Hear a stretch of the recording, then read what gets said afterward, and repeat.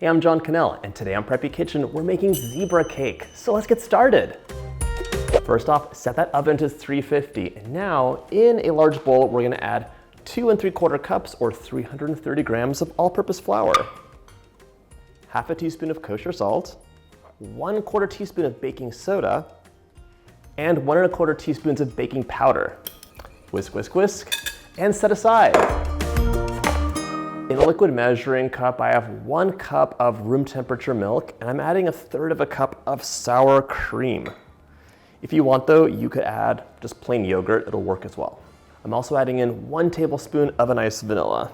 Give this a quick whisk. We're gonna set this aside for later, but now it's time to cream the butter and sugar, so grab that stand mixer. To my stand mixer, I'm adding 1 cup or 226 grams of room temperature unsalted butter. We're gonna cream this up until it's nice and creamy. Butter's creamed up. Now it's time for 1.5 cups or 300 grams of granulated sugar. We're gonna mix this on high for 3 minutes until it is light and beautifully fluffy. You'll see what it looks like. Always feel free to take a break and give your bowl a scrape down. It has a lot of compacted butter on the bottom that's not super light and fluffy.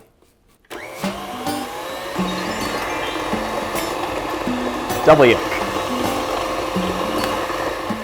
Now we're gonna add our 4 eggs in, 1 at a time, mixing in between. That was the double yolk. All right. So I see an amazing egg soup. You're seeing solid butter. We're gonna scrape this bowl down and just notice the difference in textures. You really need to scrape it down if you're using a hand mixer. 1 more mix. Everything's all smooth. Right now, we're gonna alternate the dry with the milk mixture. 3 batches of the dry, half of the wet. Another 1/3 of the dry mixture, the rest of the milk, and the remaining dry mixture. Come take a look at this.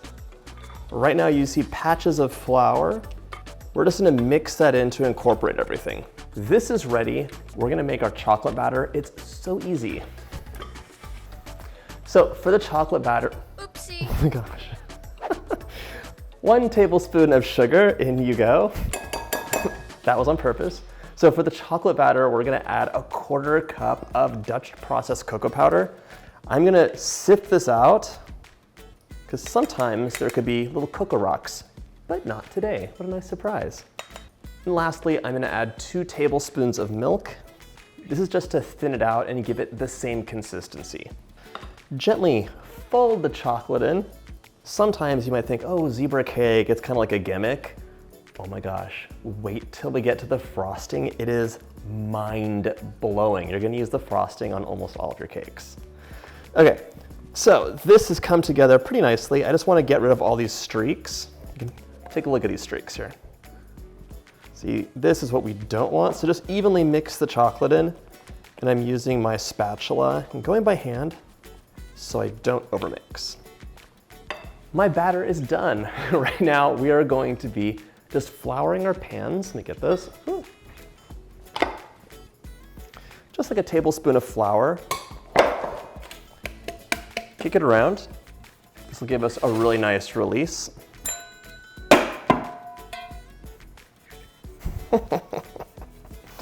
It's a clumsy day at the Preppy Kitchen. Now for the fun part, grab a couple spoons and we're gonna make this zebra cake come to life. So we're gonna alternate the vanilla and the chocolate batter.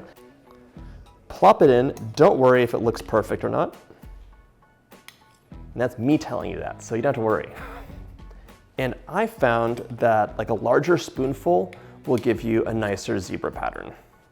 Now we're adding a spoonful of the chocolate. And here, the one thing I'm gonna say is try to be a little bit neater and just get the chocolate to go right in the middle.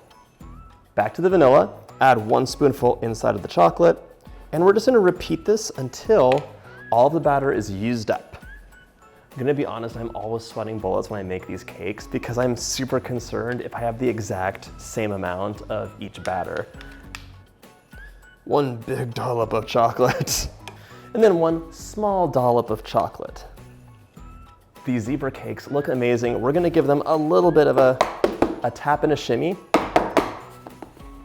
These cakes are looking nice and level. One optional thing is a cake strip, which is a wet fabric strip right onto the edge.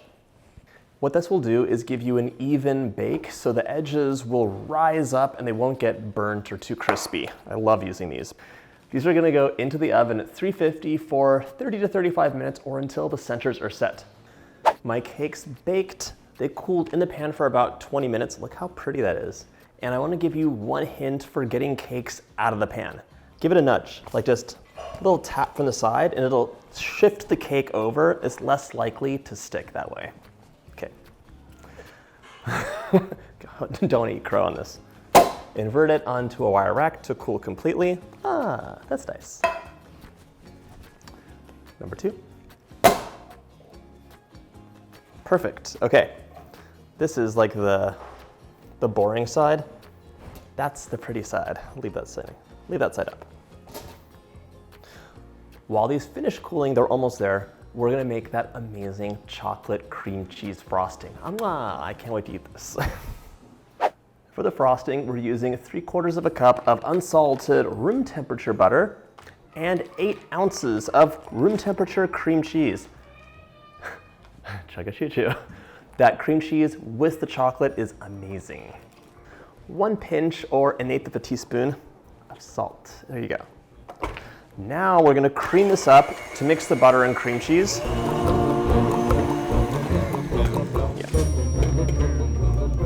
Now I'm gonna use a scale because that's what I like. Zero it out. I'm adding 1/2 cup of Dutch processed cocoa powder. That's 50 grams. Oh my gosh, this stuff is so good. It really gives you that rich chocolate color you want. We're also sifting 2 3/4 cups or 330 grams of confectioner sugar. Oops. Sift it out. Sifting is normally optional, but whenever you use cocoa powder, it's just important so that you don't have like big lumps of cocoa powder in there.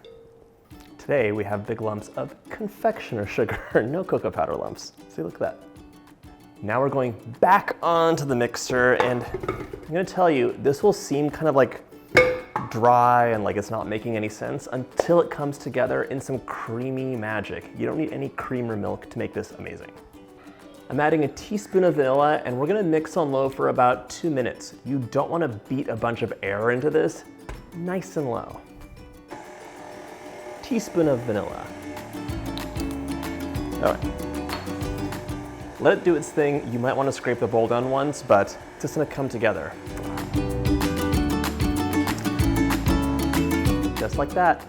Look at this silky, amazing chocolate frosting. I cannot even describe how good this is. You've got to make it. Okay, our cake is ready to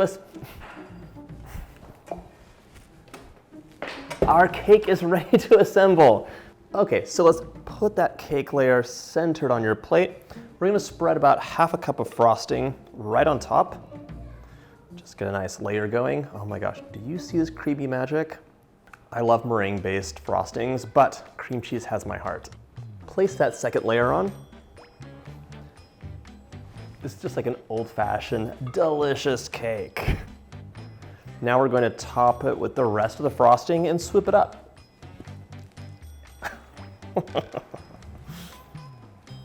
And that's that.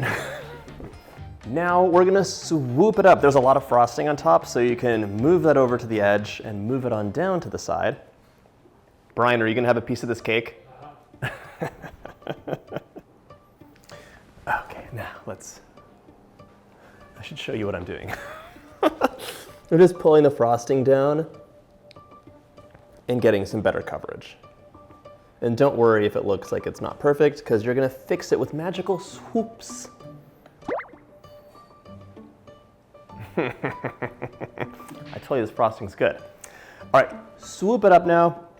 Just get some nice, beautiful and organic movement happening on this frosting. Ooh, look at that, that's nice. Brian took all my extra frosting. Clean the edge and your cake is ready to cut. If you like this video, check out my easy cake playlist. Oh my gosh, I'm gonna need a minute. that is so good. I really hope you get a chance to make this recipe, and I'll see you in the next video.